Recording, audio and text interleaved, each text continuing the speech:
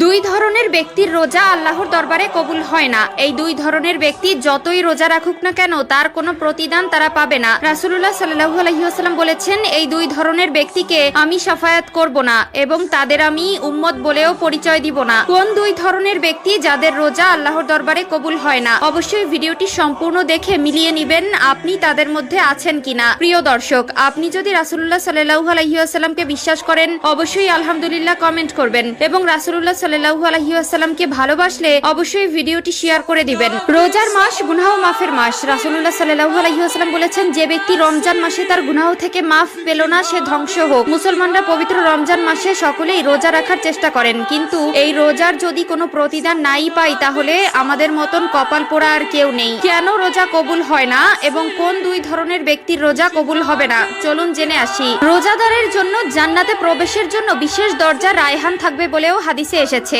ওই ভিআইপি দরজা দিয়ে শুধু রোজাদারগণই জান্নাতে প্রবেশ করবেন, কিন্তু কিছু মানুষের রোজা আল্লাহর দরবারে কবুল হয় না। তারা রোজা রাখলেও কোনো প্রতিদান পাবে না। রোজা কবুল না হওয়ার কারণ, কিছু মুসলমান রোজার মাসে রোজা রাখার পরেও এর প্রতিদান ও ফজিলত থেকে বঞ্চিতই থেকে যাবেন। এক নম্বরে সেই ব্যক্তির রোজা আল্লাহর দরবারে কবুল হবে না যিনি রোজা রেখেও অশ্লীল কাজ ও পাপাচার ত্যাগ করতে পারলো না।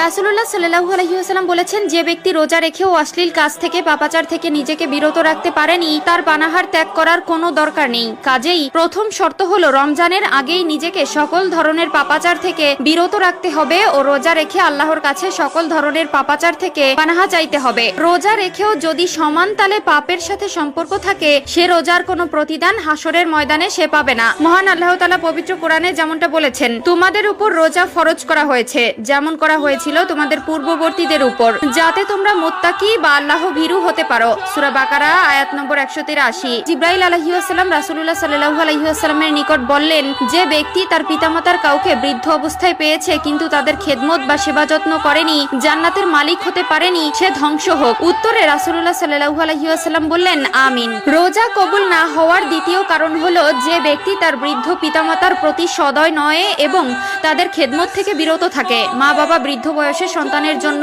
নাজাতের উসিলা হয়। কাজে যে ব্যক্তি মা বাবার মনে কষ্ট